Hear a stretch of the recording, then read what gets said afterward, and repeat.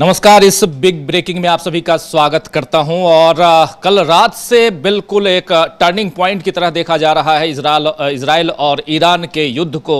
और उसमें turning point इस ढंग से कि पहले ईरान जो है वो कतर के एयरबेस पर, कतर में अमेरिकी एयरबेस पे हमला बोलता है देर रात, और उसके बाद पूरी की पूरी दुनिया जो है उसमें कहीं ना कहीं कहें तो तहलका मच जाता है और दुनिया भर से अलग अलग तरह से खबरें आनी शुरू हो जाती हैं। अमेरिका में अमेरिकी राष्ट्रपति तुरंत आनन फानन में एनएसए की बैठक बुलाते हैं। उसके बाद फिर यह घोषणा होती है कि अमेरिका जवाबी कार्रवाई नहीं करेगा। जब अमेरिका जवाबी कार्रवाई नहीं करेगा यानी अमेरिकी बेस पर ईरान का हमला कतर में, और उसके बाद अगर अमेरिका यह कहता है कि हम हमला नहीं करेंगे, इसकी जवाबी कार्रवाई नहीं करेंगे, तो इसका मतलब है कि कहीं ना कहीं अमेरिका थोड़ा सा और समय चाहता था। और उसके बाद सुबह सुबह खबर यह आती है, अल सुबह कह लें कि अमेरिका ने दोनों राष्ट्रों के बीच यानी इजराइल और ईरान के जंग को सीज फायर में तब्दील करने का ऐलान करता है। यानी अमेरिका ने यह घोषणा कर दी कि अब हम सीज फायर की घोषणा करते हैं, ऐलान करते हैं। अमेरिकी राष्ट्रपति ने अपने सोशल मीडिया हैंडल पर यानी सोशल ट्रूथ पर लिखा कि इजराइल और ईरान लगभग एक साथ मेरे पास आए और शांति की अपील की। मुझे यह पता था कि अब शांति का समय आ गया है। दुनिया और मध्य पूर्व की असली विजेता है, दुनिया और मध्य पूर्व ही असली विजेता हैं। दोनों देश भविष्य में जबरदस्त प्रेम, शांति और समृद्धि देखेंगे। उन्हें बहुत कुछ हासिल करना है और अगर वे धर्म और सत्य के मार्ग से भटक गए तो उन्हें बहुत कुछ खोना पड़ेगा। एक तरफ धमकी भी दे रहे हैं, दूसरी तरफ बहुत कुछ पाना है ये भी लिख रहे हैं, बहुत कुछ हासिल करना है लिख रहे हैं। ये डोनाल्ड ट्रंप का ट्वीट आता है, सोशल मीडिया पर उनका मैसेज आता है, पैगाम आता है। लेकिन उसके बाद इजराइल की तरफ से भी एक मैसेज आता है सुबह 6 बजे, 4 बजे तक। इसके बाद अरागची कहते हैं यानी विदेश मंत्री ईरान के, वो कहते हैं कि 4 बजे हम इस पूरे अपने जो इस पे सीज फायर कर देंगे, यानी हम जब कार्रवाई करना, सैनिक कार्रवाई करना छोड़ देंगे, मिसाइल दागना इजराइल पे छोड़ देंगे, बंद कर देंगे।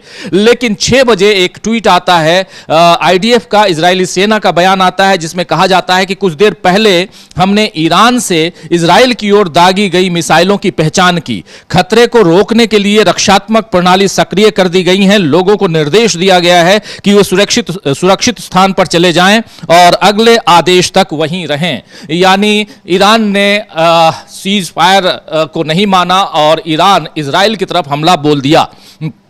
यह कहना है इजरायली सेना का, आईडीएफ का।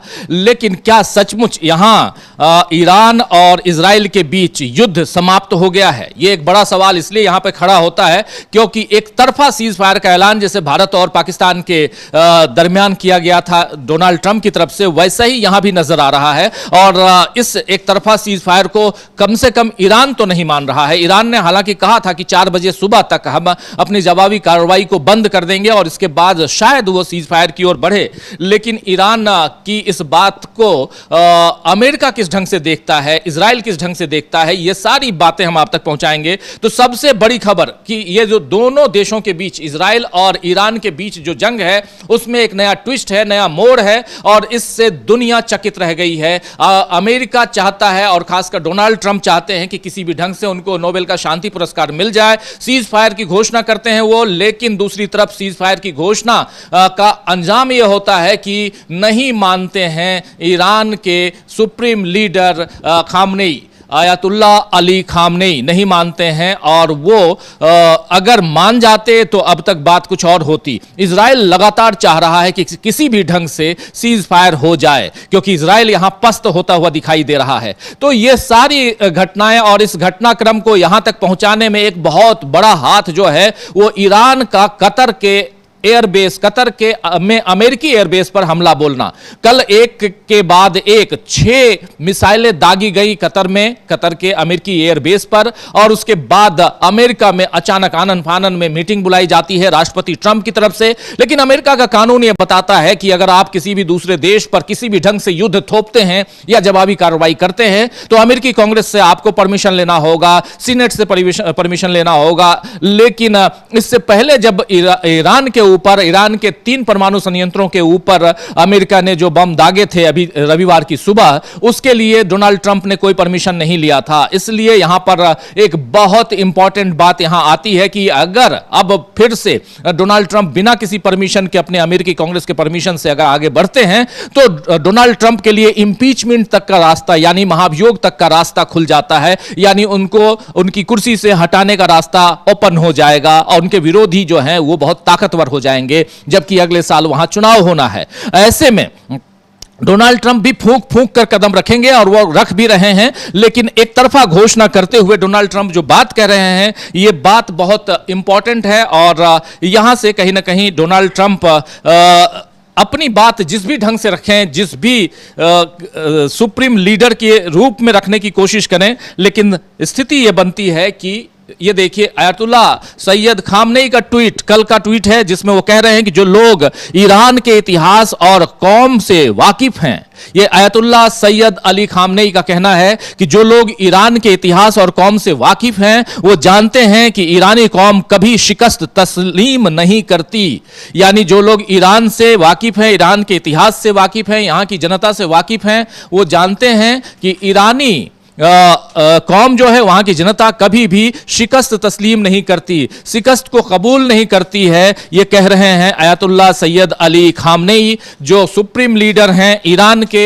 उनका ये ट्वीट उस समय आया था जब कतर के अमेरिकी बेस पर ईरान ने हमला बोला था और उसके बाद बहुत कुछ, यानी बहुत सारी चीजें, बहुत परिवर्तन हम लोगों ने देखा, लेकिन ईरान अभी भी हमलावर है। ईरान हमला कर रहा है और इजराइल पे लगातार हमला कर रहा है। इजराइल का यह दावा है कि ईरान हमारे ऊपर हमला कर रहा है और इस हमले के बाद क्या ईरान के ऊपर जवाबी कार्रवाई करेगा इजराइल? क्या ईरान के ऊपर अमेरिका जवाबी कार्रवाई करेगा? लेकिन सीज फायर की घोषणा एक तरफ की गई है, सीज फायर की घोषणा, और दूसरी तरफ जवाबी कार्रवाई क्या करेगा अमेरिका, यह भी देखना होगा। अमेरिका की तरफ से जो बातें आई हैं वो बहुत ही दिलचस्प हैं, इसलिए क्योंकि एक तरफा युद्ध विराम यानी सीज फायर या शांति की घोषणा करना, ट्रंप का ये की तरफ से ये घोषणा कितना मायने रखता है। और कतर में मौजूद सबसे बड़ी चीज यह भी है कि कतर में जो एयरबेस है अमेरिका का,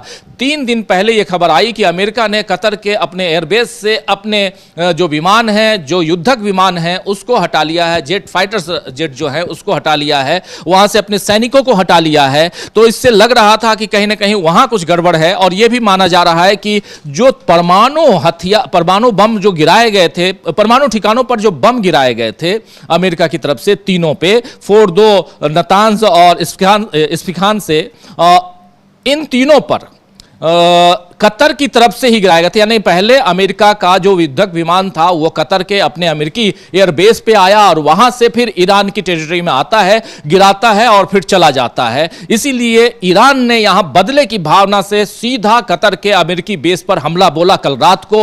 इसके बाद पूरी दुनिया में तहलका मच गया। ऐसा लगने लगा कि अब यह जंग अमेरिका की तरफ बढ़ने वाला है, अमेरिका इसमें जवाबी कार्रवाई करने वाला है। लेकिन अमेरिका आनन फानन में अपनी बैठक बुलाता है, एनएसए नेशनल सिक्योरिटी एडवाइजर्स की बैठक बुलाता है और उसके बाद यह फैसला होता है कि अमेरिका जवाबी कार्रवाई नहीं करेगा। और जवाबी कार्रवाई करेगा यह फैसला एनएसए नहीं ले सकता या राष्ट्रपति नहीं ले सकते। राष्ट्रपति को अपने कांग्रेस में यह फैसला को, अमेरिकी संसद में इस फैसले को मान्यता दिलानी पड़ेगी, यानी इस पर मुहर लगवानी पड़ेगी। और इसीलिए यहां पर, लेकिन दूसरी तरफ जवाबी कार्रवाई का अंत नहीं है। यह भी बात उधर ईरान की तरफ से कहा गया था कि ये जो जवाबी कार्रवाई हम कर रहे हैं, यानी ईरान जो कर रहा है कतर के ऊपर, या ईरान, ये भी कहा जा रहा था कि इराक के ऊपर और दूसरी जगहों पे भी करेगा, तो ये सब कुछ, इसका कितना असर पड़ने वाला है, पूरी दुनिया के जियोपॉलिटिक्स पर कितना असर पड़ने वाला है, ये सब भी वहां पे देखी जा रही थी। तो बहुत अलग अलग ब्रेकिंग्स, बहुत अलग अलग खबरें आ रही हैं। और डोनाल्ड ट्रंप ने जो घोषणा की थी सीज फायर के बाद, वो आपको बता देता हूं। डोनाल्ड ट्रंप ने साफ साफ कहा था कि इजराइल और ईरान लगभग एक साथ मेरे पास आए और शांति की अपील की। यहां साफ साफ उन्होंने कहा कि ये दोनों हमारे पास आए और शांति की अपील की। लेकिन पहली ही लाइन में यहां पर कहीं ना कहीं डोनाल्ड ट्रंप का कहें तो ये झूठ सामने आता है, क्योंकि ईरान का कहना है कि हम नहीं गए, ईरान यूनाइटेड नेशन में गया, ईरान तुर्की गया, ईरान जो है वो रशिया गया, लेकिन ईरान अमेरिका में डोनाल्ड ट्रंप के पास नहीं गया कि हाँ हमको शांति चाहिए। इतना जरूर है कि अमेरिका के जो उपराष्ट्रपति हैं जेडी वेंस, वो जरूर बात कर रहे थे ईरान की तरफ से। फिर मार्को रूबियो उनके विदेश मंत्री, वो भी बात कर रहे थे। ये दोनों बात कर रहे थे, यानी वाइस प्रेसिडेंट और मिनिस्टर ऑफ फॉरेन अफेयर्स, ये दोनों बात कर रहे थे ईरान से। लेकिन ईरान नहीं गया अमेरिका और शांति की अपील करने के लिए। मगर ठीक है, अमेरिकी राष्ट्रपति कह रहे हैं कि इजराइल और ईरान लगभग एक साथ मेरे पास आए और शांति की अपील की। मुझे यह पता था कि अब शांति का समय आ गया है। दुनिया और मध्य पूर्व ही असली विजेता है, यानी दुनिया और मध्य पूर्व यानी मिडिल ईस्ट ही असली विजेता हैं, और दोनों देश भविष्य में जबरदस्त प्रेम, शांति और समृद्धि देखेंगे। दोनों देश यानी इजराइल और ईरान, दोनों देश भविष्य में जबरदस्त आपसी प्रेम, सद्भाव, शांति, समृद्धि देखेंगे। समृद्धि अमेरिका देने के लिए तैयार है, खूब खजाने लुटाएगा, लेकिन उसके लिए डोनाल्ड ट्रंप को क्या चाहिए वो आपको सबको पता है। बहुत कुछ हासिल करना है, ये डोनाल्ड ट्रंप कह रहे हैं। ये किसके लिए? ये कह रहे हैं इन दोनों देशों के लिए, लेकिन अपने लिए भी शायद कह रहे होंगे। बहुत कुछ हासिल करना है, और अगर वे धर्म और सत्य के मार्ग से भटक गए तो उन्हें बहुत कुछ खोना पड़ेगा। धर्म और सत्य के मार्ग से अगर वो भटक गए तो उन्हें बहुत कुछ खोना पड़ेगा। इजराइल और ईरान का भविष्य असीमित संभावनाओं से भरा हुआ है। ये दोनों का भविष्य असीमित संभावनाओं से भरा हुआ है। ये बात यहां अमेरिकी राष्ट्रपति डोनाल्ड ट्रंप ने अपने social media platform truth social पर लिखी, और यहां से एक तस्वीर साफ होती हुई नजर आई कि अमेरिका किस दिशा में जाना चाह रहा है। लेकिन क्या ईरान ने जो कतर पे हमला बोला था, ये इसका परिणाम है? ये एक बड़ा सवाल यहां पे है कि ईरान ने जो कतर पे हमला कल बोला, और उस हमले के बाद क्या यहां से ईरान और इजराइल, क्योंकि ईरान के जो सुप्रीम लीडर है उन्होंने कहा कि हमारा बदला पूरा हुआ। जब बदला पूरा हुआ की बात वो कर रहे थे, तो इसका मतलब है कि कहीं ना कहीं वो भी चाहते थे कि हम, अमेरिका ने जहां से, जिस बेस से हमारे ऊपर हमला बोला है, उस बेस को पहले हम तबाह कर लें, हमको शांति मिलेगी। क्योंकि आयतुल्ला अली खामनेई का जो बयान है, जरा एक बार फिर से ले आइए उस ट्वीट को सामने। आयतुल्ला अली खामनेई का जो बयान है बहुत इंपॉर्टेंट है। उस बयान में साफ साफ अपनी कौम की बात वो कर रहे हैं, जिसमें कह रहे हैं कि जो लोग ईरान के इतिहास और कौम से वाकिफ हैं वो जानते हैं कि ईरानी कौम कभी शिकस्त तस्लीम नहीं करती, कभी भी वो हार को स्वीकार नहीं करती। ये बात यहाँ कही जा रही है आयतुल्ला सैयद अली खामनेई के जरिए, और वो उन्होंने ट्वीट में ये बात कही है। और यहाँ से खामनेई साफ साफ कह रहे हैं कि हम शिकस्त मंजूर हमें नहीं है, हम यहाँ पर जीत के सिवा कुछ नहीं देखना चाहते, सिर्फ और सिर्फ जीतना चाहते हैं, जीत पाना चाहते हैं। और यही बात यहां पर खामनेई के इस ट्वीट से नजर आ रही है। लेकिन इस ट्वीट के साथ साथ जब उधर शांति की अपील होती है, सीज फायर की अपील होती है, तो डोनाल्ड ट्रंप की अपील पर कितना अमल होता है यह देखना बड़ा दिलचस्प होगा। क्योंकि लगातार, और इसी बीच शेयर बाजार हिंदुस्तान में भी खुल गया है, और लगातार दूसरे दिन शेयर बाजार में गिरावट है, भयंकर गिरावट है गल्फ में, और खासकर मिडिल ईस्ट में जो अशांति है, उस अशांति के कारण। और इस अशांति का परिणाम क्या होगा अभी देखना बाकी है। सीज फायर का एक तरफा ऐलान, यह क्या मायने रखता है? सीज फायर का ऐलान अगर इंडिया और पाकिस्तान के बीच करते हैं तो तत्काल सीज फायर हो जाता है, लेकिन डोनाल्ड ट्रंप अगर ईरान और इजराइल के बीच सीज फायर करते हैं तो फिर इसका असर क्यों नहीं ईरान और इजराइल पर दिखाई देता है? ईरान क्यों धड़ाधड़ मिसाइलें दागे हुए हैं? ईरान ने भी कहा, ईरान के विदेश मंत्री ने कहा, राघची ने कहा कि सुबह 4 बजे हम इसको खत्म कर देंगे, 4 बजे से हम भी सीज फायर को मान लेंगे, हम अपनी तरफ से कोई कार्रवाई नहीं करेंगे। लेकिन उसके बाद भी अगर आईडीएफ यानी इजरायली सेना का कहना है, वहां के सेना प्रमुख का कहना है कि हमने देखा है, सुबह 6 बजे का वो बयान है कि हमने देखा है कि ईरान की तरफ से इजराइल के ऊपर मिसाइलें दागी जा रही हैं। इसका मतलब कहीं ना कहीं एक डर है, डर में फंसा हुआ है इजराइल। हमारे साथी मैं बुलाना चाहूंगा अविनाश को, और भी क्या जानकारी है जरा अविनाश से भी हम समझेंगे, लेकिन इस न्यूज रूम से हम आप तक पहुंचा रहे हैं बहुत कुछ।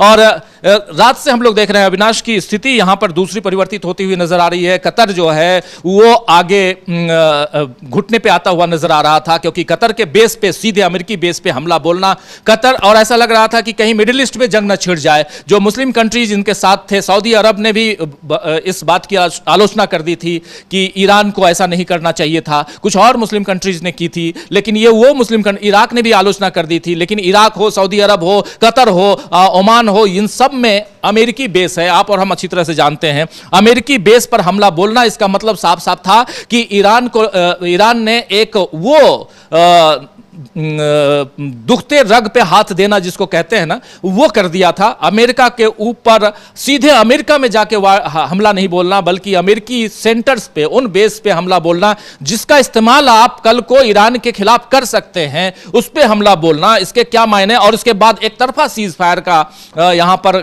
ऐलान करना, और लेकिन ईरान उसको मान नहीं रहा है, उल्लंघन नहीं कर रहा है। उसको उल्लंघन नहीं कहेंगे क्योंकि एक तरफा फरमान है, वो फरमान है। और सीज फायर ऐसे नहीं होता। हमारे देश के जो मुखिया हैं, हमारे प्रधानमंत्री नरेंद्र मोदी भले मान जाएं, लेकिन ईरान के जो सुप्रीम लीडर हैं, वहां के मुखिया खामनेई मानने के लिए तैयार नहीं है। और क्या कुछ डेवलपमेंट है? नहीं, जो खामनेई ने शुरुआत से ये बोला था कि सबसे पहले इजराइल की तरफ से हमले बंद होंगे। बोले इजराइल हमले अगर बंद कर देगा तो उसके बाद हम हमले बंद कर देंगे।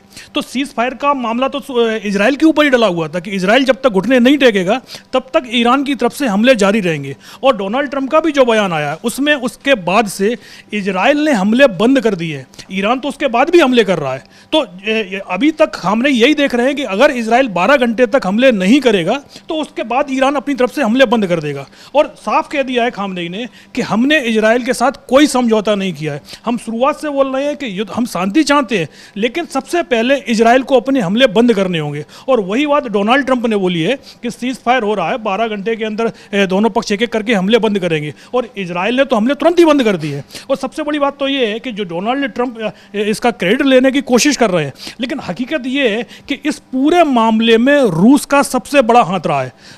व्लादिमीर पुतिन ने कल ही तीनों पक्षों से, अमेरिका से भी उन्होंने बात की थी, इजराइल से भी बात की थी और ईरान से भी बात की थी। उससे पहले जो ईरान के विदेश मंत्री हैं वो मॉस्को पहुंचे थे और उन्होंने व्लादिमीर पुतिन से मुलाकात की थी। तो सबसे बड़ी डर जो अमेरिका को लग रहा था वो यही लग रहा था कि अगर रूस की इसमें सीधे सीधे एंट्री हो जाती है। और दूसरी बात यह है कि रूस की तरफ से तो ये बयान भी आ गया था कि ईरान को परमाणु बम देने के लिए कुछ देश तैयार हैं। अब ऐसे में अगर ईरान को परमाणु बम मिल जाता और उसका रूस अकेले दे देगा, कोई किसी दूसरे देश की जरूरत नहीं है। रूस के पास भी इतना है कि वो अकेले दे देगा। नहीं, बिल्कुल रूस भी दे सकता है, लेकिन उन्होंने ये नहीं बोला था कि हम दे रहे हैं। चीन भी दे सकता था, उत्तर कोरिया भी दे सकता था, और यहाँ तक कि पाकिस्तान भी चल रहा था कि वो भी दे सकता है। तो यानी ईरान के पास कई विकल्प थे। और ये बात अमेरिका को भी पता थी कि अगर ईरान के हाथ में परमाणु बम लग गया तो वो इसका इस्तेमाल भी करेगा। और अगर एक बार न्यूक्लियर वार शुरू हो जाती है तो उसका रोकना बहुत मुश्किल हो जाएगा। और दूसरा सबसे बड़ी जो बात थी कि जो ईरान की संसद है उसने जो वहाँ जो तेल की सप्लाई है, हरमुज जो जलडमरू मध्य है, वहाँ से जो तेल की सप्लाई होती है उसको रोकने का एक तरीके से फैसला भी कर लिया था। तो अमेरिका चारों तरफ से घिरा हुआ था। एक तो अगर न्यूक्लियर हथियार मिल जाते हैं, हाँ नहीं, वो घिरा हुआ है। अविनाश आप बने रहिए हमारे साथ। साफ बिल्कुल सही है कि हरमुज जो स्ट्रेट है, यानी हरमुज जलडमरू मध्य जो है, जहां से दुनिया की 20 से 25% जो तेल की आवाजाही वहीं से होती है, वो समुद्री मार्ग जो ईरान के अधिकार क्षेत्र में है, और उसको रोकने का फैसला परसों शाम को, यानी आज से ठीक 2 दिन पहले ईरानी संसद ने कर लिया था। और इस पर मोहर लगना है सुप्रीम लीडर खामनेई का। और उससे पहले और इसके बाद कल आपने एक ट्वीट को भी देखा होगा जिसमें साफ साफ डोनाल्ड ट्रंप ने लिखा था कि तेल के जो व्यापारी हैं वो, उनसे मेरा अनुरोध है कि आप तेल की कीमत मत बढ़ाइए, और आप ऐसा करके दुश्मनों का हाथ मजबूत कर रहे हैं। दुश्मन का हाथ मजबूत मत कीजिए, उसका साथ मत दीजिए। और ये एक अपील नहीं थी बल्कि धमकी भरा वो ट्वीट, वो मैसेज था उन लोगों के लिए जो तेल के व्यापारी हैं। और यहां से अमेरिका कितना डरा हुआ ये दिखाई देता है। लेकिन दूसरी तरफ ताबड़तोड़ हमले किए हुए हैं ईरान इजराइल के ऊपर, लगातार अभी भी जारी है। इजराइल बार बार कह रहा है कि हमारे ऊपर हमले हो रहे हैं, ईरान इस बात को मानने के लिए तैयार नहीं है। सीज फायर का उल्लंघन यहां कोई बात ही नहीं, क्योंकि सीज फायर का एक तरफा ऐलान अगर अमेरिका करता है तो ये यहां पर कैसे उसको माना जाए। ईरान का कहना है कि आइए एक टेबल पर बैठिए, हम बात करेंगे। लेकिन ईरान उससे पहले अपनी कौम को भी जवाबदेह बनना चाहता है। उसकी जवाबदेही यही है कि हमारी जनता जो है वो कह रही है कि अमेरिका को, इजराइल को मजा चखाओ जिसने हमारे ऊपर युद्ध थोपा है। तो यानी ईरान यहां पर किसी भी ढंग से पीछे झुकने के लिए तैयार नहीं है। इजरायली सेना लगातार वहां से कह रही है, बयान उनके आ रहे हैं कि हमने अपनी जनता को, अपनी कौम को यह कह दिया है कि आप बंकरों में चले जाइए, कहीं जहां छुपने की जगह है वहां चले जाइए। आप जानते हैं इजराइल जो है एक छोटा देश है, ईरान बड़ा देश है, लगभग भारत से थोड़ा ही छोटा है ईरान। लेकिन कहां ईरान, कहां इजराइल, और टेरिटरी वाइज। लेकिन ईरान के ऊपर हमला बोलने के बाद अब इजराइल को यह समझ में आ रहा है कि नहीं, हमने गलत जगह पे हाथ रख दिया। अभी तक आप फिलिस्तीन या गजा पट्टी पर हाथ रखते थे, छोटी सी जगह गजा पट्टी, और वहां पे आप लगातार पिछले पौने 2 साल, लेकिन उसमें भी पौने 2 साल से आप युद्ध कर रहे हैं। हमास को आपने खत्म करने की कोशिश की, और ये वहां गजा पट्टी पे और फिलिस्तीन पे तो होता रहा, अमेरिका आपका साथ देता रहा। लेकिन अब ईरान का मामला जब आया है तो ईरान यहां मजबूती के साथ डटा हुआ है, इसलिए क्योंकि ईरान का साथ, जैसा अविनाश बता रहे हैं कि व्लादिमीर पुतिन से मिलने के बाद ईरान के जो विदेश मंत्री हैं अरागची, उन्होंने साफ साफ एक लेटर भी दिया था, एक खत, एक चिट्ठी दी थी खामनेई की, और जिसमें उन्होंने साफ लिखा है कि आप सिर्फ जुबानी बात मत कीजिए पुतिन साहब, आप हम ये भरोसा दिलाइए, और सिर्फ भरोसा ही मत दिलाइए, यहां तक लिखा था कि आइए जंग में मेरा साथ दीजिए। और इसके बाद ईरान का साथ देते हुए पुतिन नजर आते हैं और कह रहे हैं कि बहुत सारे देश हैं जो परमाणु हथियार देने के लिए तैयार हैं ईरान को। चीन साफ साफ कह रहा है, और चीन ने कई बैलिस्टिक मिसाइलों के लिए बहुत कुछ दिया भी है, तोप दिए हैं, और उसमें बारूद दिए हैं, बहुत कुछ ऐसा जो इसके लिए जंग में जिसकी जरूरत होती है, ये सब ऑलरेडी खेप मुहैया करवा चुका है। लेकिन यह भी कहा जा रहा है कि 9000 से ज्यादा मिसाइलें तहखानों में रखी हुई हैं ईरान की तहखानों में। यानी ईरान यहां पर अगले 6 महीने तक बिना किसी मदद से हमला बोल सकता है इजराइल के ऊपर या दुनिया के दूसरे देशों के ऊपर। हम यहां पे अगर बात कर रहे हैं दोस्तों, तो हम युद्ध नहीं चाहते हैं, हम नहीं चाहते कि ईरान हो या इजराइल हो युद्ध करे। लेकिन इस बीच देखिए यह सईद अब्बास अरागची का जो बयान आया है, कहा जा रहा है कि जैसा कि ईरान ने बार बार स्पष्ट किया है, इजराइल ने ईरान पर युद्ध शुरू किया, न कि इसके विपरीत। अभी तक किसी भी युद्ध विराम या सैन्य अभियानों की समाप्ति पर समझौता नहीं हुआ है। हालांकि बशर्ते कि इजरायली शासन ईरानी लोगों के खिलाफ अपने अवैध आक्रमण को तेहरान समय के अनुसार सुबह 4 बजे से पहले बंद कर दे, हमारा उसके बाद अपनी प्रतिक्रिया जारी रखने का कोई इरादा नहीं है। यह 4 बजे से पहले का यह ट्वीट है सईद अब्बास अरागची का,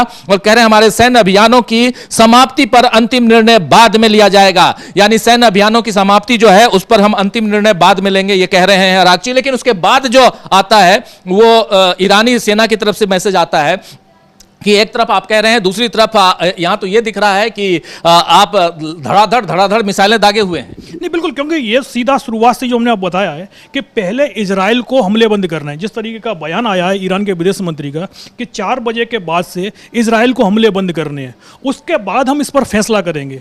और उससे पहले जो जिस तरीके से ईरान ने अमेरिका के बेस पर हमले किए, तो साफ साफ बता दिया कि हमारी ज़रूरत नहीं है सीज फायर अब अमेरिका की और इजराइल की ज़रूरत है। कि जितना नुकसान जो शुरुआत में ईरान को होना था वो हो चुका था। अब जिस तरीके से ताबड़तोड़ मिसाइल हमले हो रहे थे इजराइल के ऊपर, और उसके बाद अमेरिका के जो सैन्य बेस हैं उन पर ईरान ने हमले किए, उसके बाद एक तरीके से ईरान ने तो साफ साफ मैसेज दे दिया था कि जंग आपने शुरू की है, इसको खत्म हम ही करेंगे। आप अगर जंग जारी रखना चाहते हैं तो ईरान भी जंग जारी ही रखेगा। और उसके बाद अभी तक भी ईरान के हमले चल रहे हैं। और जो विदेश मंत्री का बयान है और जो ट्रंप बोल रहे थे, ट्रंप का कहना तो यह था कि पहले ईरान हमले बंद करेगा, उसके बाद इजराइल हमले बंद करेगा।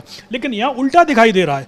यहाँ वो दिखाई दे रहा है जो चीज़ ईरान शुरुआत से बोल रहा था कि पहले ये इजराइल को घुटने टेकने पड़ेंगे, उन्हें हमले बंद करने पड़ेंगे। और 4 बजे से जिस तरीके से जो इजराइल की तरफ से कोई प्रतिक्रिया नहीं हो रही है, सिर्फ और सिर्फ जो ईरान के हमले हैं उनको रोका जा रहा है और अपनी तरफ से कोई हमला नहीं हो रहा है, तो साफ है जो चीज़ खामनेई चाहते थे वही इस युद्ध का परिणाम निकलता हुआ दिखाई दे रहा है। और ईरान और जो अमेरिका है, दोनों ने खामनेई की बात मान ली है कि भाई ठीक है, आपको जो नुकसान हुआ जितना, क्योंकि हमने ये भी बोल चुके थे पहले हम उनको चोट देंगे दुश्मन को, क्योंकि वो इजराइल का नाम तो लेते ही नहीं है, या तो जहनी शासन बोलते हैं या दुश्मन बोलते हैं या कब्जे वाली ज़मीन बोलते हैं। तो उन्होंने साफ बोला था कि हम जब तक दुश्मन को चोट नहीं पहुंचाएंगे, उसको जवाब नहीं देंगे, तब तक सीज फायर नहीं करेंगे। और वही दिखाई भी दे रहा है, ईरान लगातार हमले कर रहा है और इजराइल और अमेरिका पूरी तरीके से बैकफुट पर है। और जिस तरीके से ईरान पर हमले बंद कर दिए इजराइल से की तरफ से, उससे भी ये तो दिखाई दे रहा है कि दोनों ही देशों के बीच में अब सीज फायर लगभग, बिल्कुल यहाँ पर ईरान का साफ साफ कहना है कि सीज फायर पर, यानी संघर्ष विराम या युद्ध विराम जो भी कह लें, सीज फायर पर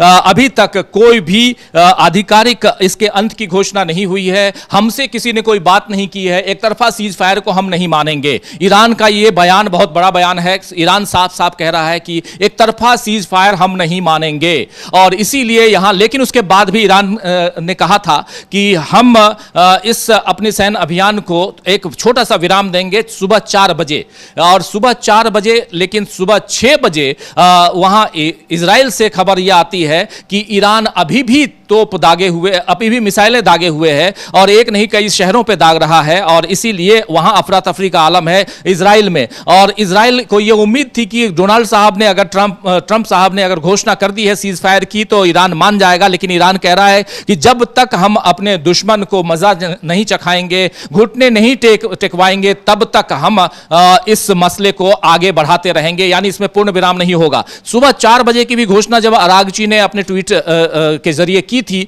तो वहां पर भी उन्होंने कहा था कि हमारा संपूर्ण विराम नहीं होगा, हमारी सैन्य कार्रवाई जारी रहेगी, लेकिन छोटे से अंतराल के बाद, यानी छोटे से ब्रेक के बाद, जैसे टेलीविजन चैनल्स में आप सुना करते हैं। तो जो ब्रेक की बात है, वो ब्रेक अभी लिए बिना ईरान ताबड़तोड़ हमले किए हुए है। इधर भारत का शेयर बाजार उठकर खुला है, माफी चाहूंगा पहले मैंने कहा गिरा है, लेकिन वो उठकर खुला है। 850 अंक प्लस में आज शेयर बाजार खुला। शेयर बाजार में ये थोड़ा रहा होगा कि सीज फायर की घोषणा हो गई, अमेरिका ने घोषणा कर दी तो दोनों देश मान गए, लेकिन शाम आते आते हम देखेंगे क्या सेंसेक्स कहां जाता है, निफ्टी कहां गिरता है। लेकिन वहां इन दोनों के बीच सबसे बड़ी चीज की क्या, निफ्टी और सेंसेक्स की बात छोड़ दीजिए, मामला यह है कि क्या यहां पर ईरान मानेगा, ईरान इजराइल पर जो ताबड़तोड़ हमले कर रहा है उस पर रोक लगाएगा ईरान क्या और भी दूसरे अमेरिकी बेस पर, दूसरे देशों में जो मिडिल ईस्ट में हैं, चाहे वो सऊदी अरब हो, चाहे वो इराक हो या ओमान हो, इन सब जगहों पर क्या ईरान और हमले बोलेगा?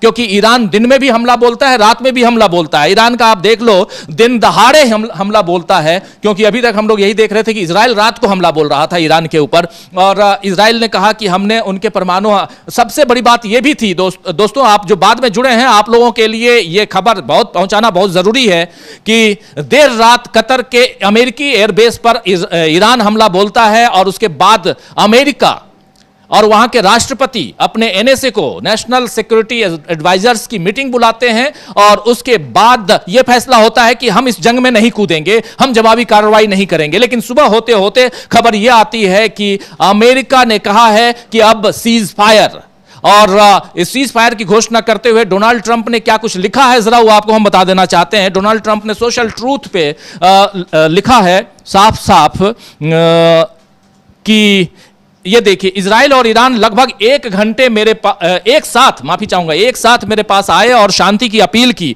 मुझे यह पता था कि अब शांति का समय आ गया है, दुनिया और मध्य पूर्व ही असली विजेता हैं, यह लिखा जा रहा है डोनाल्ड ट्रंप की तरफ से। सोशल ट्रूथ उनका सोशल मीडिया खुद का प्लेटफॉर्म है, वहां से उसके बाद वहां कह रहे हैं डोनाल्ड ट्रंप कि दोनों देश भविष्य में जबरदस्त प्रेम, शांति और समृद्धि देखेंगे।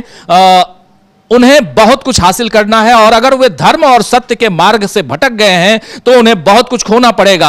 अगर वे धर्म और सत्य के मार्ग से भटक गए हैं तो उन्हें बहुत कुछ खोना पड़ेगा। इजराइल और ईरान का भविष्य असीमित संभावनाओं से भरा हुआ है। बिल्कुल सही बात है, इजराइल और ईरान का भविष्य असीमित संभावनाओं से तो भरा हुआ है, लेकिन उन असीमित संभावनाओं को कितना यहां सीमित करने की कोशिश कर रहे हैं डोनाल्ड ट्रंप एक तरफ चाहते हैं कि उन्हें विश्व शांति पुरस्कार मिल जाए, नोबेल शांति पुरस्कार मिल जाए, लेकिन उन्होंने आग में घी डालने का काम किया, यह माना जाए, क्योंकि जब अमेरिका के जो बम वर्षक विमान हैं वो आते हैं और सीधे हमला बोल देते हैं यहां पर सीधा सीधा ईरान के 3 परमाणु संयंत्रों पे, तो शांति कहां करवा रहे हो आप? तो जंग के मैदान में कूद रहे हो और कूदने के लिए दूसरे देशों को भी आप बाध्य कर रहे हो। नहीं, बिल्कुल जिस तरीके से डोनाल्ड ट्रंप का बयान आया है, एक तरफ तो डोनाल्ड ट्रंप बोल रहे हैं कि जो ईरान था हमारे पास आया, लेकिन यहां तो ये दिखाई दे रहा है कि ईरान नहीं पहुंचा था बल्कि उसकी मिसाइलें ये अमेरिका के पास पहुंची थी।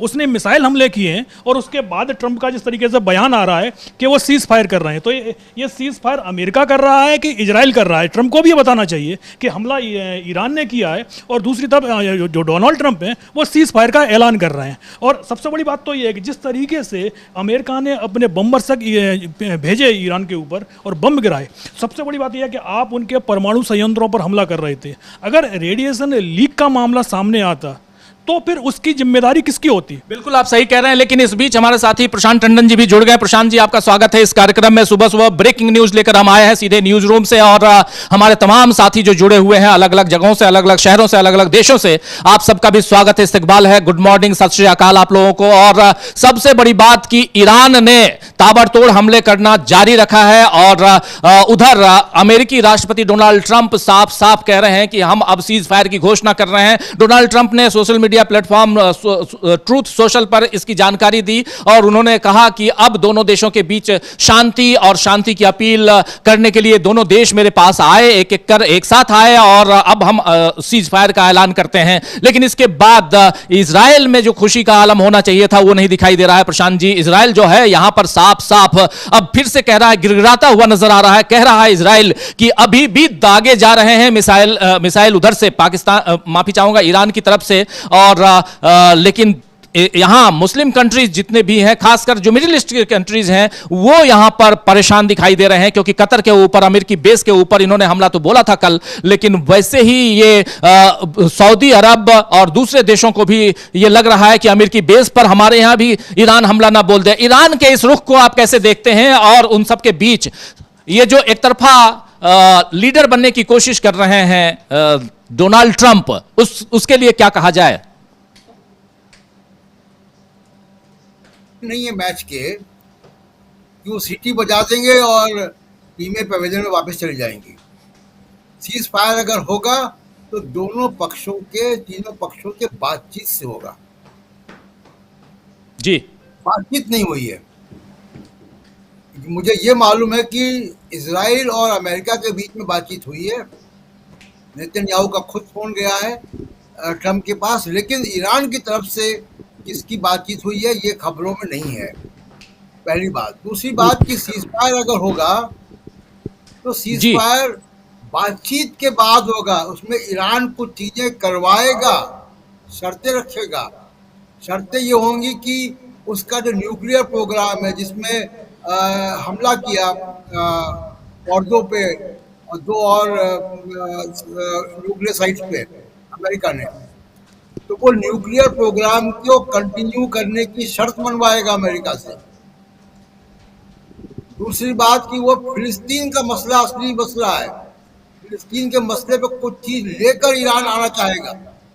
जब इजराइल झुक रहा है तो कुछ चीजें मनवाएगा, क्योंकि ईरान को भी अपना जो है वो इस्टेब्लिश करना है, अपनी इन्फ्लुएंस। तो और तीसरी बात, ईरान जो है वो लॉन्ग टर्म वॉर के लिए प्रिपेयर्ड है। इजराइल को परेशानी है लॉन्ग टर्म वॉर से। मतलब आप 3 बातें यहां कह रहे हैं, तीन महत्वपूर्ण बात आप यहां कह रहे हैं प्रशांत जी। पहली बात ये कि परमाणु कार्यक्रम हमारा जारी रहेगा, ये शर्त, पहली शर्त। दूसरी शर्त, जो फिलिस्तीन का मामला है उस मामले में भी ईरान कहेगा कि इसको भी आगे बढ़ा, इसको भी हम देखेंगे। तीसरी जो सबसे बड़ी बात आप कह रहे हैं कि ईरान लॉन्ग टर्म वॉर के लिए तैयार है, लंबी जंग के लिए तैयार है और उसके लिए उसके पास, उसके तहखानों में बहुत सारी मिसाइलें हैं। और जिस प्रकार पुतिन ने और शी जिनपिंग ने एक साथ साथ दिया है, घोषित तौर पर, खुले तौर पर साथ की घोषणा जो की है, वो यहां पर तीनों इसके मजबूती का एक मुख्य आधार माना जाए, आप ये कह रहे हैं। और लेकिन इन सब के बीच आखिर डोनाल्ड ट्रंप क्या करेंगे जब ये जंग, उनकी घोषणा के बाद भी ये जंग जारी रहा, तब कैसे? और क्या ईरान यहां पे, जिसने, इजराइल ने बहुत खुशी जाहिर की थी कि चलिए अब ये खत्म हो रहा है, जंग खत्म हो रहा है, उधर डोनाल्ड ट्रंप एक तरफा घोषणा करते हैं, जिस समृद्धि की चाहत उनको है यहां पे मिडिल ईस्ट में, वो समृद्धि अब मिल जाएगी, असीमित संसाधनों की समृद्धि मिल जाएगी। लेकिन इन सब के बीच ईरान का एक तरफा बिना रुके और इजराइल के ऊपर लगातार हमला करना, क्योंकि ईरान हमला नहीं रोक रहा है, ईरान लगातार इजराइल के ऊपर मिसाइलें दागे जा रहा है। और अभी इस वक्त जब हम चर्चा कर रहे हैं तब भी ईरान अपनी कार्रवाई जारी रखे हुए है। तो इसको किस रूप में देखा जाए? क्या यहां से डोनाल्ड ट्रंप बैकफुट पर आते हुए नजर आते हैं? 3 बड़े कारण हैं राजीव जी। पहला कारण है कि जो फॉर्दो और 2 और न्यूक्लियर साइट पे हमले हुए, उन हमलों में कामयाबी नहीं मिली। उनका जो ट्रंप का एक तरफा दावा था, उसकी पुष्टि नहीं हुई। अमेरिकन मीडिया में, अमेरिकन एस्टैब्लिशमेंट में भी इसमें 2 राय हैं। कुछ लोग कह रहे हैं कि हमने नष्ट कर दिया, ट्रंप कह रहे हैं हमने पूरा नष्ट कर दिया। लेकिन जो खबरें, इंडिपेंडेंट खबरें आ रही हैं और जो सैटेलाइट इमेजरी आई है, उससे लग नहीं रहा है कि बहुत ज़्यादा, यानी ऐसा डैमेज हुआ है जो कि इसकी भरपाई ना हो सके, इरिवर्सिबल डैमेज नहीं हुआ है। तो सबसे बड़ा एक कारण तो ये हुआ कि अमेरिका का जो दावा था कि वो GBU-57 जो उनका 30,000 पाउंड का बम है, उन्होंने 12 बम गिराए वहाँ पे, और वो उसके बाद भी उसको आप नष्ट नहीं कर पाए। एक कारण तो ये बना। दूसरा कारण, सबसे बड़ा जो कारण बना, दबाव में अमेरिका आया, वो हर्मोस जल संधि को बंद करने का फैसला जो पार्लियामेंट से आया। पूरी दुनिया की इकॉनमी हिल जाएगी, इन्फ्लेशन होगा और क्रूड ऑयल की कीमत $100 के ऊपर होगी। अमेरिका का पूरा जो इनका जो मेक अमेरिका ग्रेट अगेन है, वो डिलेल हो चुका है, पूरी तरीके से डिलेल हो जाता। चीन को भी फर्क पड़ता है, क्योंकि चीन का लगभग 40% ऑयल उसी रास्ते से जाता है। भारत के ऊपर फर्क पड़ता, क्योंकि भारत का $10 का तेल का दाम बढ़ने का मतलब है कि $14 बिलियन का इजाफा ऑयल बिल पे। तो ये जीडीपी पे असर पड़ता, पूरी दुनिया के जीडीपी पे इसका असर पड़ता। तो ये एक बड़ा कारण हर्मोस का कारण बना। और आखिरी, जिसको कहते हैं कि last straw on the back of camel, कि आखिरी जो दबाव, आखिरी हथौड़ा, वो जो कल कतर पे हमला कर दिया ईरान ने, और वो बड़े दावे किए गए। देखिए, युद्ध में परस्पर दावे होते हैं। ट्रंप साहब ने दावा किया कि हमने नष्ट कर दिया फॉर्दो, लेकिन वो सच नहीं साबित हुआ। तो कल ये दावे किए गए कि ईरान के मिसाइल जो कतर में गए थे, उनको इंटरसेप्ट कर लिया गया, गिरा दिया गया, लेकिन कुछ मिसाइल पहुंचे हैं वहां पे, डैमेज हुआ है कतर में। बिल्कुल, 6 मिसाइलें दागी गई हैं, 6 मिसाइलें दागी गई हैं कतर में, और डैमेज हुआ है। भले वो कहें कि 6 में से 5 मिसाइलें तो वहां कोई असर ही नहीं रहा उनका, ऐसे ही गिर गई। तो जितने मिडिल ईस्ट के कंट्री जो अमेरिका के एलाइज हैं, जिनके अमेरिका सैनिक अड्डे हैं, उनमें पैनिक है, क्योंकि वो लोग ईरान की कैपेबिलिटी जानते हैं। तो ये 3 कारण बने, यानी फॉर्दो के हमले का विफल होना, जल संधि को बंद करना हर्मोस की, और कतर पे जो हमला है, 3 कारण बने जिससे कि ट्रंप और इजराइल और मिडिल ईस्ट दोनों दबाव में आए। बल्कि मैं आपको बता दूं कि कतर ने इनिशिएटिव लिया सीज फायर का।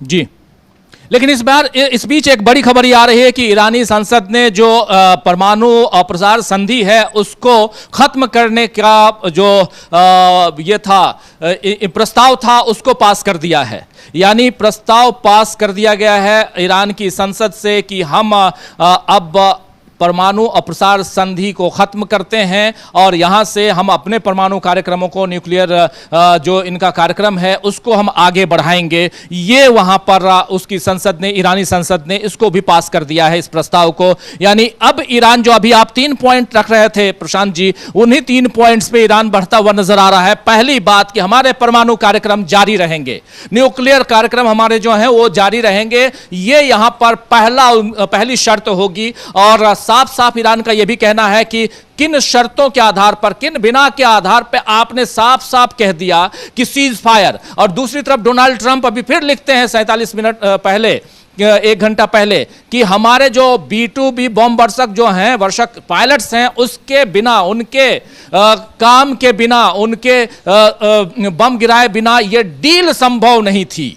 यानी जो सौदा था वो संभव नहीं था, इसको भी एक डील के रूप में। और आप जानते ही हैं, हमारे साथ यहाँ अमलेंदु जी भी जुड़ गए हैं न्यूज रूम से, और सौदा करना चाहते हैं यहाँ डोनाल्ड ट्रंप, हर बात में डील, और व्यापारी हैं, डील ही करेंगे। और पहले भी हमने देखा है, और बहुत सारी कहानियां हैं। पहले भी एक व्यापारी के रूप में जब यहाँ हिंदुस्तान आए थे, और उस समय ताज़ा तरीन हमारे प्रधानमंत्री नरेंद्र मोदी उनसे नहीं मिले थे, शायद उसकी खींच आज भी निकाल रहे हों। लेकिन उसके बाद भी दूसरी खींच वो हुई जब दोबारा चुन के गए प्रधानमंत्री नरेंद्र मोदी यहाँ से अमेरिका, और अमेरिका में जो बाइडन से मिले लेकिन इनसे नहीं मिले, वो खींच भी है। तो खैर, भारत और यानी नरेंद्र मोदी और डोनाल्ड ट्रंप के रिश्ते कैसे हैं वो हम बाद में उस पर चर्चा कई बार पहले भी किए हैं, बाद में कर लेंगे। लेकिन आज ईरान, इजराइल और उसके साथ साथ अमेरिका के रिश्ते किस दिशा में जा रहे हैं, इस पे हम चर्चा कर रहे हैं। जरा क्या अपडेट है आपसे लेना चाहता हूं अमलेंदु जी। हाँ राजीव जी, एक तो इजराइल ने अपना जो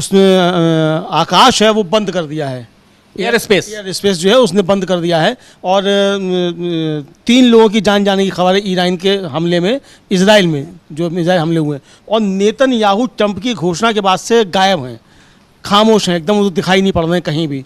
और ट्रंप जो है बार लगातार कई ट्वीट कर रहे हैं। और जो कल जिस समय ईरान ने हमले किए उनके ऊपर, अमेरिकी हवाई अड्डों के ऊपर, उसके बाद उसको लेकर ट्रंप का कोई बयान नहीं आया। लेकिन ट्रंप का बयान आया जो रूस के पूर्व राष्ट्रपति मेदवेदेव, उनके बयान को लेकर, कि मैंने सुना है कि शायद उन्होंने कुछ एन शब्द का यानी न्यूक्लियर का इस्तेमाल किया। तो बताया उन्होंने कि साहब हमारे पास जो परमाणु पनडुब्बियाँ हैं 30, और उन्होंने अभी 30 सफल निशाने किए, हम उसका इस्तेमाल कर सकते हैं। ये मतलब एक तरह से उन्होंने धमकी दी। किसने? ट्रंप ने। तो सोशल पर ट्रंप ने धमकी दी कि हमारे पास परमाणु पनडुब्बियां हैं, हम उनका इस्तेमाल कर सकते हैं। लेकिन ईरान ने जो हमला किया था उस पर उन्होंने खामोशी बरती, उस पर कुछ नहीं कहा। और उसके थोड़ी देर बाद ही उन्होंने फिर जो ट्वीट किया उन्होंने जो वहाँ का मीडिया है अमेरिका का, उसके खिलाफ, वॉल स्ट्रीट जर्नल और न्यूयॉर्क टाइम्स, इन सब के खिलाफ, कि ये सब फेक न्यूज़ फैलाते हैं और ये कह रहे हैं कि हमने ईरान में कुछ नहीं किया, और वो तो समय बताएगा, फुटेज बताएंगे कि हमने कुछ किया कि नहीं किया, और ये कह रहे हैं कि हमने इसमें कुछ किया ही नहीं। इनकी कोई विश्वसनीयता नहीं बची है, जो बुरी तरह से घिरे हुए यहाँ पे। और अपने यहाँ का मीडिया, जो बड़ा बड़ा मीडिया घराना कहलाता है, वो भले यहाँ भक्ति करता हो, लेकिन वो वहाँ अमेरिकी मीडिया भक्ति नहीं कर रहा है। और उसकी खीज यहाँ दिखाई दे रही है इनके मैसेजेस में, डोनाल्ड ट्रंप के मैसेजेस में। और साफ साफ वो खीज कई बार वो दिखाते हैं और नाम लिखकर बताते हैं कि ये मीडिया ऐसा कर रहा है, वो वैसा कर रहा है। लेकिन इन सब के बीच सीज फायर का एक तरफा ऐलान करना, और इसके बाद वो जिस ढंग से बात कह रहे हैं, और उसके साथ साथ डील शब्द को जोड़ना बाद के ट्वीट में, और कह रहे हैं कि हमारे अगर पायलट्स ऐसा नहीं करते तो शायद ये डील आज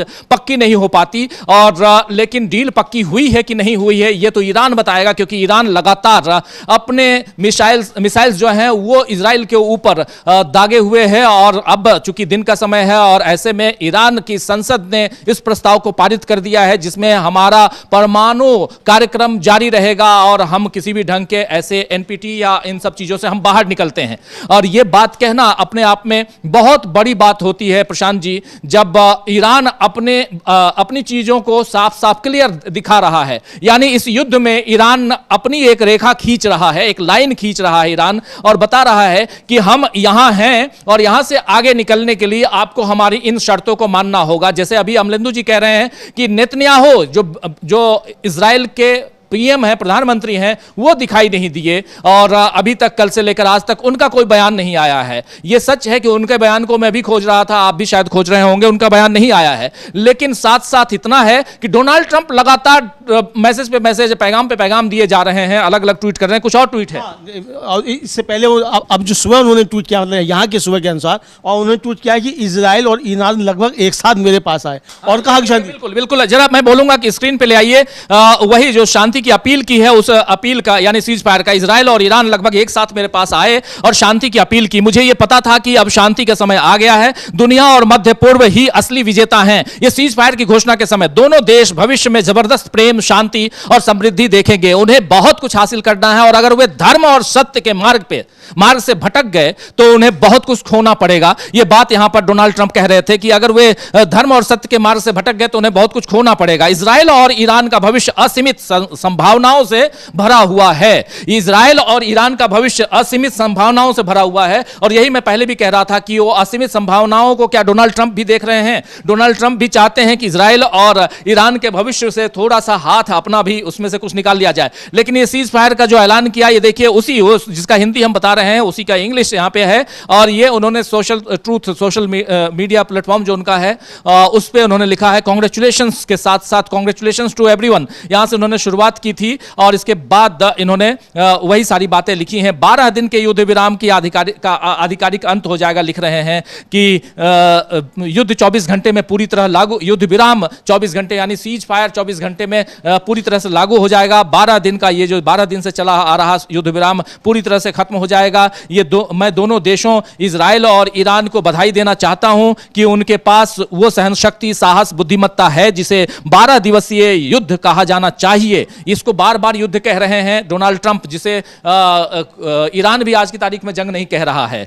ईश्वर इजराइल को आशीर्वाद दें, ईश्वर ईरान को आशीर्वाद दें, ईश्वर मध्य पूर्व को आशीर्वाद दें, ईश्वर संयुक्त राज्य अमेरिका को, यूनाइटेड स्टेट ऑफ अमेरिका को आशीर्वाद दें और ईश्वर विश्व को आशीर्वाद दें। ये बात यहाँ पर बिल्कुल किसी चर्च में बैठकर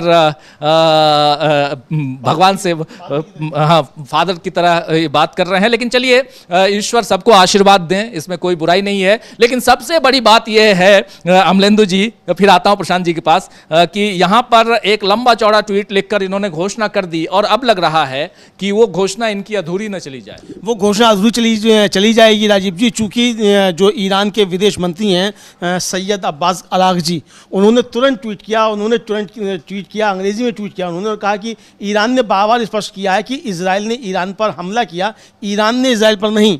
अभी तक युद्ध विराम या सैन्य कार्रवाई रोकने पर कोई सहमति नहीं बनी है, लेकिन अगर इजरायली शासन ने तेहरान समय सुबह, देखिए सईद अब्बास अगारची का, जैसा कि ईरान ने बार बार स्पष्ट किया, इजराइल ने ईरान पर युद्ध शुरू किया, न कि इसके विपरीत। अभी तक किसी भी युद्ध विराम या सैन्य अभियानों की समाप्ति पर कोई समझौता नहीं हुआ है। हालांकि बशर्ते कि इजरायली शासन ईरानी लोगों के खिलाफ अपने अवैध आक्रमण को तेहरान समय के अनुसार सुबह 4 बजे से पहले बंद कर दे, हमारा उसके बाद अपनी प्रतिक्रिया जारी रखने का कोई इरादा नहीं है। हमारे सैन्य अभियानों की समाप्ति पर अंतिम निर्णय बाद में लिया जाएगा, यह कहना है। लेकिन दूसरी तरफ रक्षा मंत्री अरागची का कहना है कि रूस हमारे साथ है। ईरान के रक्षा मंत्री ने रूसी रक्षा मंत्री से इस वक्त बात की है, यह खबर आ रही है। ईरान के रक्षा मंत्री, यानी जिनकी बात हम यहां रख रहे हैं, उन्होंने रूसी रक्षा मंत्री से बात की है। और इसके बाद अरागची का दूसरा ट्वीट है जिसमें लिख रहे हैं अरागची की, इजराइल को उसके आक्रमण के लिए दंडित करने के लिए हमारे शक्तिशाली सशस्त्र बलों का सैन्य अभियान सुबह 4 बजे तक जारी रहा।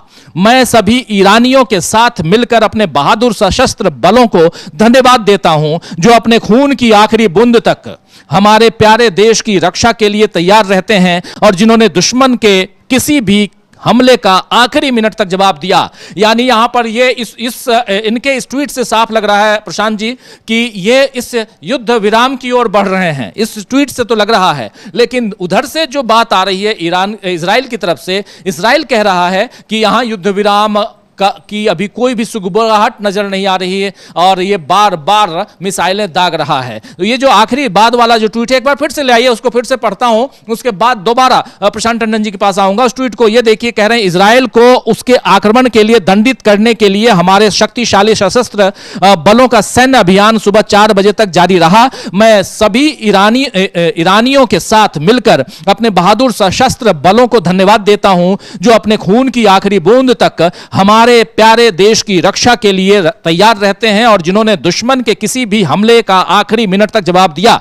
ये कह रहे हैं यहां पर सईद अब्बास अरागची, विदेश मंत्री यहां के ईरान के। प्रशांत जी, क्या इससे माना जाए कि ईरान भी सीज फायर की ओर जा रहा है? ये ट्वीट तो राजीव जी दिखा रहा है कि ईरान सीज फायर के ऑफर को एक्टिवली कंसीडर कर रहा है,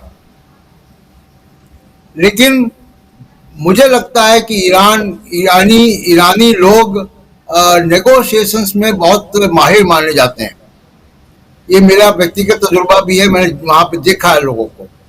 तो ईरानी लोग अमेरिका और इजराइल को बगैर टेबल पे लाए, बगैर कुछ हासिल किए ब्लैक एंड व्हाइट में, मुझे लगता नहीं कि किसी एक तरफा सीज फायर पे वो चले जाएंगे, जैसा भारत चला गया पाकिस्तान के साथ अमेरिका के कहने पर, और बगैर किसी राइटिंग के, बगैर किसी एग्रीमेंट के, बगैर कुछ हासिल किए हुए। तो ईरान की प्राथमिकता होगी कि वो अपना न्यूक्लियर प्रोग्राम जारी रखे, और उसके अलावा सबसे बड़ी बात कि वो फिलिस्तीन के मुद्दे पर इजराइल को कमिटेड कोई ना कोई अकाउंटेबिलिटी जो है वो पैदा करने वाला एक कोई ना कोई समझौता चाहेगा। ये दो इम्पोर्टेंट एस्पेक्ट होंगे ईरान की तरफ से अगर सीज फायर के समझौते को माना जाता है। अब देखना है कि क्या होता है, लेकिन अगर ये सीज फायर हो सकता है कि सीज फायर हो तो एक विंडो के लिए हो कि 24 घंटे का या 2 दिन का सीज फायर होगा। इस दौरान बातचीत करके कोई ना कोई निष्कर्ष पे पहुंचे। उसके बाद अगर वो कामयाब नहीं होता तो वापस युद्ध के क्षेत्र पे जी। अगर ये युद्ध लंबा खिंचता है तो जो रिजीम चेंज की बात ईरान के लिए हो रही थी ट्रंप की तरफ से, वो रिजीम चेंज के बादल इजराइल के ऊपर नजर आएंगे, नेतन्याहू के ऊपर नजर आएंगे। जी जी, बिल्कुल सही कह रहे हैं। और ट्रंप ने जो घोषणा की है, उस घोषणा में 24 घंटे की बात उन्होंने कही है कि अगले 24 घंटे में पूर्ण विराम जो हम लगा देंगे इस युद्ध पे, दोनों देशों के युद्ध पे। ये जो है, ये जो ट्वीट है, इसमें उन्होंने साफ साफ लिखा है कि अगले 24 घंटे में ये 12 दिनों का जो युद्ध चल रहा था और उस पर फुल स्टॉप लग जाएगा और शांति समृद्धि आएगी दोनों देशों में, इजराइल और ईरान में। और जो अरागची जो बयान दे रहे हैं, जो उसके बाद अभी थोड़ी देर पहले उनका ट्वीट आया है, वो कहीं ना कहीं उसी दिशा में नजर आ रहा है। 6 घंटे का वक्त गुजर चुका है जब से इन्होंने ट्वीट किया, यानी अभी भी 18 घंटे का वक्त है अगर घंटे में जोड़ा जाए तो, क्योंकि 24 घंटे की बात उन्होंने कही है। तो 18 घंटे का वक्त अभी है और ईरान 18 घंटे में जरूर कोई ना कोई नेगोशिएशन चाहेगा। और अगर यहां नेगोशिएशन होता है तब भी यह बात आगे बढ़ते हुए दिखाई देगी, क्योंकि इसके बाद भी, उस घोषणा के बाद भी ईरान ने इजराइल पर ताबड़तोड़ हमले किए, मिसाइलें दागी हैं। और जैसा आप बता रहे हैं कि 3 लोगों की जान जाने की भी खबर वहां से है। अब वो 4 हो गई है। बीरशेवा पे हमला किया है, अब वो 4 का एक्सेप्ट कर लिया है आईडीएफ ने, जो ईरानी इजरायली डिफेंस फोर्स है, उसने 4 लोगों की जान जाने का और 3 मल्टी स्टोरीज बिल्डिंग के ध्वस्त होने का उसने स्वीकार कर लिया है आईडीएफ ने कि ये वहाँ नुकसान हुआ है। इधर राजीव जी, जो ट्रंप ने कहा कि ये मतलब 24 घंटे जो है इसमें हो जाएगा, ये असल में ट्रंप घुटनों पे आ गए। एक तो हुआ ये कि जो उनके साथी थे, यानी जो नाटो के देश थे, वो एकदम से साथ छोड़ गए ट्रंप का। कल इमैनुअल मैक्रों ने साफ तौर पे कहा नॉर्वे के प्रधानमंत्री के साथ बातचीत में कि ईरान पर अमेरिका का हमला बिल्कुल गलत है और ये हमला नहीं होना चाहिए था, और हम किसी भी देश का रिजीम नहीं बदल सकते, हम वहाँ की जनता नहीं है। ये उन्होंने साफ तौर पर मैक्रो ने कहा बहुत ज़बरदस्त उन्होंने जो है वो ट्रंप की आलोचना की कि हम किसी देश का निज़ाम नहीं बदल सकते, हम वहाँ की जनता नहीं है कि हम वहाँ की सरकार को उखाड़ फेंकें, और ईरान के ऊपर ये हमला जो था बिल्कुल गैर जरूरी था और इसका कोई वैध कारण नहीं था, ये इमैनुअल मैक्रो ने कहा। और इसी तरीके से राजीव जी, स्पेन जो है उसने यूरोपीय यूनियन में कहा कि इजराइल के साथ जो यूरोपीय यूनियन के संबंध हैं वो सारे खत्म किए जाएं, क्योंकि इजराइल जो है वो मानवता का हत्यारा है। तो यानी इजराइल और ट्रंप के खिलाफ राजीव जी जो नाटो के देश थे और जो पश्चिम के देश थे उनमें भी एक माहौल बनना शुरू हो गया था। और इसलिए कल रात जब ईरान ने हमले किए हैं अमेरिकी सैन्य अड्डों के ऊपर, उसके बाद जो समझा जा रहा था कि ट्रंप पलट के वार करेंगे, अमेरिका पलट के वार करेगा, ऐसा कुछ नहीं हुआ। ब्रिटेन ने कहा कि हम अपनी जो है सुरक्षा कर रहे हैं और अपनी सुरक्षा करेंगे और ईरान को इस तरीके से नहीं करना चाहिए।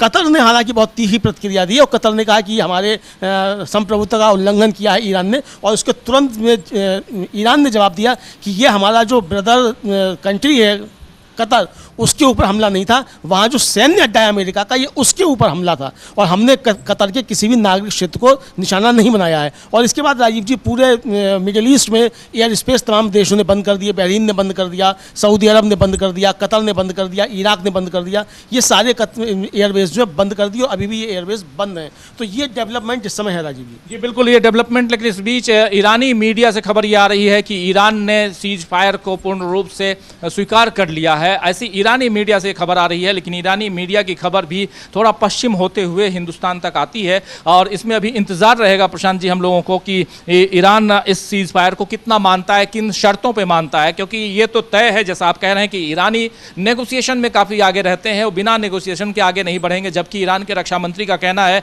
कि रूस हमारे साथ है, खुले तौर पर हमारे साथ है। रूस अगर साथ में, क्योंकि बिल्कुल पास है रूस, और जो एक्स यूएसएसआर जो कंट्रीज हैं, CIS कंट्रीज जिसको कहते हैं, कॉमन इंडिपेंडेंट कंट्रीज जो हैं, CIS स्टेट्स, वो भी खुले तौर पर तुर्कमेनिस्तान का यहाँ पर ईरान के साथ बॉर्डर लगता है, और उसके ऊपर फिर रूस का बॉर्डर लगता है। तो रूस बहुत पास है और सीधे सीधे उसको और कहीं जाने की ज़रूरत नहीं है, अपने रेल मार्ग से या वायु मार्ग से यहाँ रूस जो है ईरान तक अपने हथियारों को पहुँचा सकता है। और ऐसे में ईरान काफ़ी मजबूत दिखाई देता है। वो यहाँ पर कहीं ना कहीं हमला बोलना हो या इस युद्ध को आगे बढ़ाना हो, इस जंग को आगे बढ़ाना हो, तो वो बढ़ा सकता है। और कोई खबर आ रही है? हाँ राजीव जी, खबर ये आ रही है कि जो ईरान की अर्ध सरकारी न्यूज़ एजेंसी है तस्नीम, उसने इजरायली रेडियो और टेलीविज़न संगठन के हवाले से कहा है कि तेहरान और तेल अवीव के बीच युद्ध विराम शुरू हो गया है। अभी ये तुरंत ब्रेकिंग आई है। यही मैं भी कह रहा था। ईरानी जो मीडिया है उसका कहना है, और अब तस्लीम की बात आप कर रहे हैं, ये इनका कहना है प्रशांत जी कि अब एक युद्ध विराम की शुरुआत हो चुकी है, यानी अब ईरान युद्ध विराम की ओर जा रहा है, सीज फायर की ओर जा रहा है, ये माना जाए? जी देखिए, अब वो युद्ध विराम के पर्दे के पीछे क्या बातचीत हुई है, क्या समझौते हुए हैं, ये अभी सामने आएंगे। लेकिन ये बात तय है कि इस युद्ध में, 14 दिन के युद्ध में नक्शा बदल गया पूरी दुनिया का। नक्शा ये बदल गया कि इजराइल एक्सपोज हो गया और इजराइल की हेकड़ी निकल गई, जो उसकी एक दुनिया भर में हेकड़ी थी और गलतफहमी थी, प्रचार था, जो PR था उसका प्रचार, वो सामने उसकी कलई खुल गई कि इजराइल अभेद्य नहीं है और इनका आयरन डोम वगैरह कुछ नहीं है, उन पर मिसाइल ईरान ने गिरा दी जब चाहे जब गिरा दी। दूसरी बात यह कि नेटो और अमेरिका में भी अब डिफरेंसेस आ गए, नेटो साथ में नहीं आया। तीसरी बात यह हुई कि नया पोलराइजेशन दुनिया में शुरू हो गया है, जिसमें और वो पोलराइजेशन अभी और बढ़ेगा।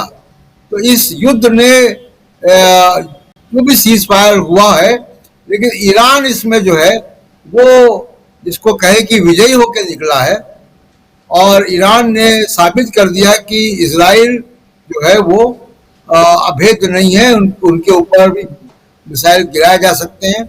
इजराइल लंबे युद्ध में जाने के काबिल नहीं रहा। अब ईरान को बड़ा बेखौफ होकर अपने न्यूक्लियर प्रोग्राम चलाएगा। अमेरिका इस युद्ध में नहीं पड़ना चाहता था। अगर वो इस युद्ध में घुसता पहले हमले के बाद, तो अमेरिका वियतनाम या इराक या अफगानिस्तान की तरीके का ट्रैप था अमेरिका के लिए। और ये डोनाल्ड ट्रंप को समझाया जा रहा था उनके डोमेस्टिक अलायंस की तरफ से भी। तो इसलिए अमेरिका पीछे हटा और जो ईरान ने जो हर्मुज को बंद करने का फैसला उनकी पार्लियामेंट ने किया, उसने बड़ा एक रोल प्ले किया दुनिया को ये समझ और समझाने में कि इस युद्ध का असर पूरी दुनिया की अर्थव्यवस्था में पड़ेगा।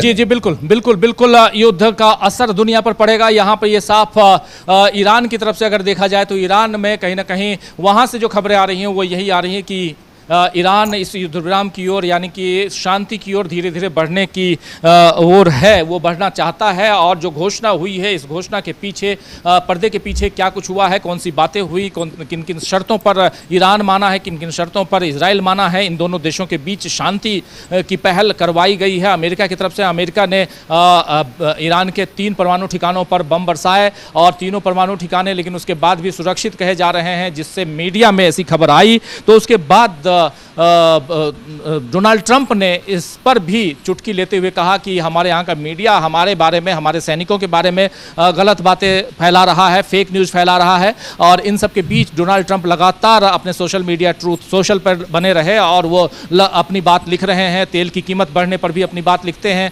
और इसके साथ साथ उधर ईरानी संसद ने इस प्रस्ताव को पारित कर दिया कि हॉर्मुज जमरू मध्य जो है यानी हॉर्मुज स्ट्रेट ऑफ हॉर्मुज जो है उसको हम बंद कर देंगे। और इसके बाद पूरी दुनिया में एक अफरा तफरी का माहौल भी देखा गया। यहाँ पर ट्रंप ने भी घोषणा की कि जो लोग उनका साथ दे रहे हैं वो नहीं जानते कि वो क्या गलत कर रहे हैं और आप उनका साथ मत दीजिए, उनका से मतलब ईरान का साथ मत दीजिए और हॉर्मुज को लेकर आप लोग इसका विरोध कीजिए। तो हॉर्मुज से एक तरफ अमेरिका भी कहीं ना कहीं अशांत नजर आया और रात को ताबड़तोड़ हमले ईरान कर रहा था। सीज फायर की घोषणा के बाद भी जैसे ही 6 घंटा पहले, अभी जब हम ये कार्यक्रम आप तक लेके आ रहे हैं तो अभी से 6 घंटा पहले अमेरिका ने और डोनाल्ड ट्रंप ने एक तरफा सीज फायर की घोषणा की जैसे भारत और पाकिस्तान के बीच की थी। और लेकिन उसके बाद भी ईरान ने ताबड़तोड़ हमले किए इजराइल के ऊपर। उसमें इजराइल के 4 लोगों की जान जाने की खबर भी है, अमरिंदु जी बता रहे थे। और इसके बाद अब ईरानी मीडिया के हवाले से यह खबर आ रही है कि ईरान अब सीज फायर की ओर धीरे धीरे बढ़ रहा है, यानी ईरान ने अभी हमले रोक दिए हैं। लेकिन क्या गारंटी है अमरिंदु जी कि ईरान ये हमले रोक देगा? ये मीडिया से खबर तो आ रही है लेकिन उन्होंने अब्बासी ने साफ तौर पे कहा है कि अगर इजराइल रोक देगा तो हम रोक देंगे, अगर इजराइल की तरफ से कोई भी हरकत हुई तो हम फिर करेंगे। ये उन्होंने साफ तौर पे घोषणा कर दी है कि हमारे हमले रुके नहीं और इसको हम जवाब देंगे। और कल राजीव जी जो IGRF है उसने जब हमले किए इनके हवाई अड्डों के ऊपर, उसके बाद जो उसने वक्तव्य जारी किया वो बहुत महत्वपूर्ण है राजीव जी वक्तव्य। और उस वक्तव्य में उसने IGRF ने साफ साफ कहा कि ट्रंप साहब हम आपको ये मुहर्रम का पवित्र महीना शुरू होने की पूर्व संध्या पर आपको उपहार दे रहे हैं। और हमारे कहा है उन्होंने पूर्वजों ने कि जो जैसा बर्ताव करे उसके साथ वैसा ही बर्ताव करे। तो आपने जो बर्ताव किया हम आपके साथ वैसा ही बर्ताव कर रहे हैं और जैसा आप करेंगे वैसा ही आगे भी जवाब दिया जाएगा। ये उसमें बहुत लंबा चौड़ा वक्तव्य है उनका, पर्शियन में है, उसको हम बता भी देंगे कि और उसमें क्या क्या कहा गया। लेकिन बहुत साफ तौर पर ये कहा गया था कि ऐसा हम करेंगे। और ट्रंप को शायद ये समझ में आ गया कि ट्रंप समझ रहे थे कि कोई जवाब नहीं दिया जाएगा, लेकिन यहाँ से जवाब जब दिया गया और सीधे सीधे अमेरिकी हवाई इनके सैन्य अड्डे जो थे उनको ही निशाना बनाया गया, तो अंदर तक पूरा अमेरिका हिल गया राजीव जी बुरी तरीके से कि अब अमेरिका की भी पोल खुल जाएगी। इजराइल की तो पोल खुल चुकी थी और ये अगर राजीव जी 24 घंटे 48 घंटे भी ये चीज़ें आगे बढ़ती तो अमेरिका पूरी तरीके से बेनकाब हो जाता। दादागिरी अमेरिका की वो पूरी तरीके से बेनकाब हो जाती, क्योंकि हवाई जो सैन्य अड्डे हैं अमेरिका के वो सीधे सीधे निशाने पर ईरान के थे। और उसने सिर्फ संकेत दिया पहले मिसाइल से एक तरीके से आया सांकेतिक हमले करके कि हम ये कर सकते हैं, ट्रंप साहब आप होश में आइए। और ट्रंप साहब जो थे तुरंत होश में आ गए और तुरंत उन्होंने सीजफायर की घोषणा कर दी। जी बिल्कुल बिल्कुल बिल्कुल, ट्रंप साहब होश में आ गए, सीज फायर की घोषणा। लेकिन उसके बाद भी वो कह रहे हैं कि जो डील है इसको करवाने में हमारे योद्धाओं ने, हमारे पायलट्स ने काफ़ी साथ दिया है। यानी यहाँ भी डील तो उनको दिखाई दे रही है ट्रंप साहब को, डोनाल्ड ट्रंप को। और वो कह रहे हैं अब कौन सी डील यहाँ हुई है, कैसी डील, वो सब हम आने वाले वक्त में हमको आपको सबको पता चलेगा ही। लेकिन वहाँ के प्राकृतिक संसाधनों की बात वो कर रहे हैं। डोनाल्ड ट्रंप कह रहे हैं दोनों बहुत ही खूबसूरत देश है, दोनों समृद्धि संपूर्ण देश है, उसको और समृद्धि चाहिए और उसके लिए दोनों देशों में शांति चाहिए, खुशहाली बहाल करना जरूरी है। ये सारी बातें बहुत अच्छी लगती हैं सुनने में, होनी भी चाहिए। शांति समृद्धि की कामना सब करते हैं, ईश्वर से कामना कर रहे थे वो कि शांति प्रदान करे ईश्वर। इजराइल में भी, ईरान में भी, अमेरिका में भी, मिडिल ईस्ट में भी और दुनिया में भी ये बात जब लिख रहे थे डोनाल्ड ट्रंप, तो उन्होंने ये तमाम बातें लिखी हैं। लेकिन इसका मतलब है कि दिन भर, जब हम यहाँ रात को हम लोग सो रहे थे तो दिन भर वहाँ अमेरिका में जब दिन होता है तो डोनाल्ड ट्रंप अपने ऑफिस में बैठकर ट्वीट पे ट्वीट तो माफ़ी चाहूँगा, ट्वीट नहीं, सोशल मीडिया ट्रूथ सोशल पे वो रहते हैं, तो वहाँ से वो अपना पैगाम भेज रहे हैं और लगातार भेज रहे हैं। लेकिन एक चिंता की बात शायद रही होगी प्रशांत जी यहाँ डोनाल्ड ट्रंप के लिए भी, क्योंकि ये युद्ध, ये जंग अगर आगे जारी रह जाता तो फिर स्थिति और बिगड़ती, खासकर डोनाल्ड ट्रंप के लिए, क्योंकि आने वाले समय में डोनाल्ड ट्रंप को बहुत कुछ ऐसे सवालों का जवाब देना होता जिन सवालों का जवाब वो इंटरनली नहीं दे पाते। उनका विरोध भी हो रहा था और अब चिंता उनको सता रही थी इस बात की कि अभी 6 महीने का वक्त नहीं गुजरा है अपनी कुर्सी पर बैठे हुए, और वो तेजी से जितने भी अमेरिका में अभी ओपिनियन पोल्स आ रहे हैं और वो तेजी से इनके ग्राफ को गिराते हुए दिखा रहे हैं। इसलिए इस जंग को यहां रोकना बहुत जरूरी है, ऐसा माना जाए। देखिए, इस पूरे सीज फायर और जंग का हासिल क्या है? 3-4 इसके बड़े हासिल हैं। नंबर 1, आयतुल्लाह खमेनी की स्थिति मजबूत हुई है। नंबर 2, ईरान को नैतिक लीडरशिप जो है वो फिलिस्तीन के मामले पे मुस्लिम वर्ल्ड में मिल गई है। ईरान पहला ऐसा कंट्री है जिसने इजराइल की कलई खोल दी, उनकी हेकड़ी निकाल दी, उनके आयरन डोम को क्रॉस करके उनकी मिसाइलें जहां तहां रोज गिरती नहीं। तो इस वजह से मुस्लिम वर्ल्ड में ईरान की एक नैतिक जीत, बड़ी जीत हासिल हुई है, उनको लीडरशिप उसकी मिल गई है। नेतन्याहू इस पूरे मामले में कमजोर हुए हैं और मुझे लगता नहीं कि बहुत लंबे समय तक वो सत्ता में रह पाएंगे यहाँ के बाद, क्योंकि ईरान उनको छुड़ाने में कामयाब हो गया है और इजरायली लोगों को इतने कष्ट की आदत नहीं है जितना कष्ट उनको झेलना पड़ गया। अभी भी इजरायली मीडिया में ये आ रहा है कि कुछ डॉक्टर्स ये कह रहे हैं कि जो बिल्डिंगें डैमेज हैं उनमें भी सैकड़ों लोग फंसे हुए हैं। तो ये बड़ी एक चीजें हैं जो कि नेतन्याहू यहाँ से कमजोर होकर निकले हैं और डोनाल्ड ट्रंप भी कमजोर हुए हैं। उनको नेटो का पैसा साथ नहीं मिला और उनका जो GBU-57 ये 30,000 पाउंड का बम जिसकी बहुत सारी कहानियां गढ़ी गई थी, वो पहली बार इस्तेमाल हुआ और वो पोर्टो के तहखाने को भेद नहीं पाया। तो ये कुल मिला के इसका जो हासिल है वो ये है कि ईरान मजबूत होकर निकला यहाँ से। ईरान को एक मॉरल लीडरशिप और मॉरल विक्ट्री मिली है और नेतन्याहू कमजोर हुए अपने यहाँ और डोनाल्ड ट्रंप भी कमजोर हुए।